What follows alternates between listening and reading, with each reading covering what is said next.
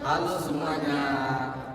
Pada video kali ini kita akan membahas mengenai pembangkit listrik tenaga air atau PLTA.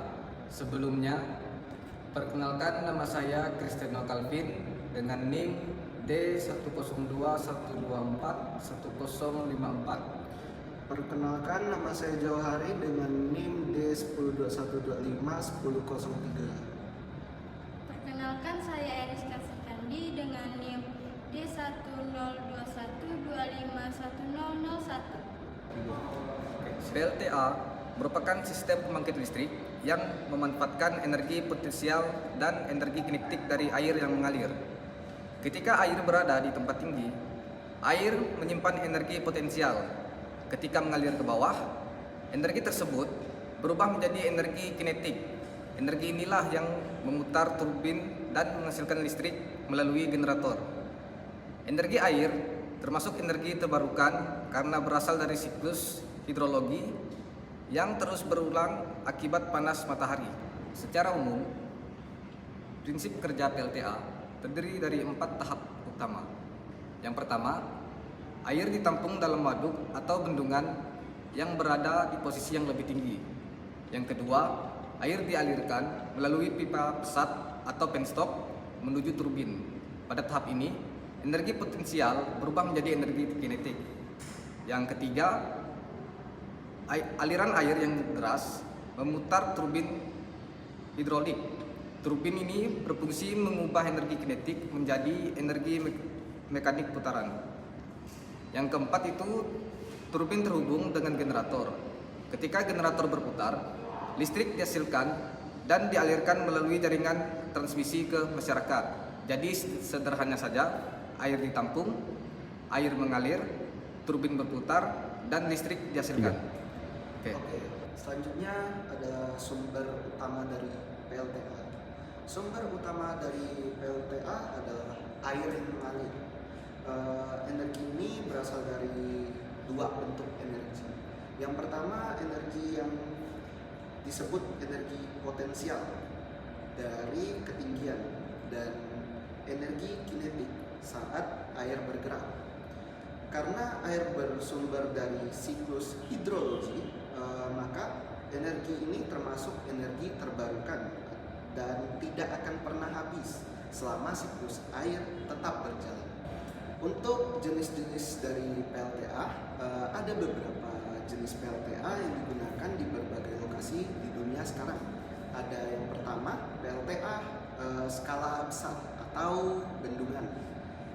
Jenis PLTA ini menggunakan bendungan besar untuk menampung air. Kapasitasnya sangat besar dan dapat memenuhi kebutuhan listrik regional atau nasional. Yang kedua, ada PLTA run of river. Jenis PLTA ini tidak menggunakan waduk besar, tetapi memanfaatkan aliran sungai secara langsung.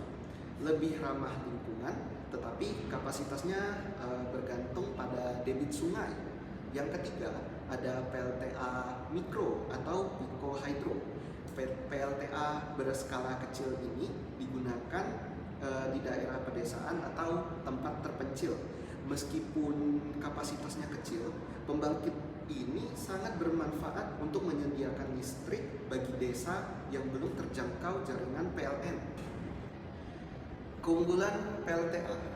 PLTA memiliki beberapa keunggulan yang membuatnya menjadi pembangkit energi masa depan. Keunggulan PLTA yaitu energi bersih. PLTA tidak menghasilkan polusi atau emisi karbon. Kemudian PLTA termasuk energi terbarukan. Sumbernya berasal dari air yang terus diperbarui oleh alam.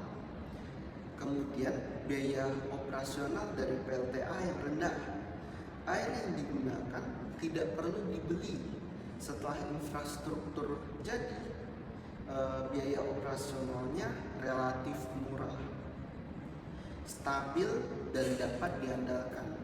PLTA mampu beroperasi stabil dan menyesuaikan kebutuhan penyaluran listrik dengan mudah. Adapun manfaat tambahan dari PLTA yaitu selain listrik, PLTA juga bermanfaat untuk irigasi, pengendalian banjir, dan pariwisata. Selain kelebihan, PLTA juga memiliki beberapa kelemahan, yaitu investasi awal yang tinggi, biaya pembangunan untuk bendungan sangatlah besar, kemudian bergantung pada iklim. Jika terjadi kemarau panjang, debit air dapat menurun dan pembangkit tidak optimal. Resiko kerusakan dan sedimentasi. Sedimentasi dapat mengurangi kapasitas waduk dan memengaruhi umur pembangkit. Dampak sosial dan lingkungan. Proyek PLTA skala besar sering membutuhkan relokasi penduduk serta mengubah ekosistem sungai. Ketiga, atau keselamatan dan kesehatan kerja. Dalam pembangunan dan pengoperasian PLTA, penerapan K3 sangat penting. Meskipun standar K3 sudah diterapkan, kecelakaan masih bisa terjadi karena kurangnya pengawasan, identifikasi bahaya yang kurang tepat, dan pelaporan yang kurang maksimal. Oleh karena itu, perlu adanya kolaborasi antara manajemen dan pekerja untuk membangun budaya keselamatan kerja dengan mengikuti SOP dan melakukan evaluasi rutin terhadap sistem K3. Sementara contoh pembangkit listrik tenaga air terbesar di dunia adalah Three Gorges Dam di Tiongkok dan Itaipu Dam di Brasil, Paraguay. Semua contoh ini menunjukkan bahwa tenaga air memiliki potensi besar sebagai sumber energi yang bersih. Adapun dampak lingkungan dari PLTA. PLTA memberikan dampak positif seperti mengurangi emisi karbon, menyediakan air irigasi, dan mengendalikan banjir. Namun, juga memiliki dampak negatif seperti perubahan ekosistem sungai, relokasi penduduk, dan sedimentasi.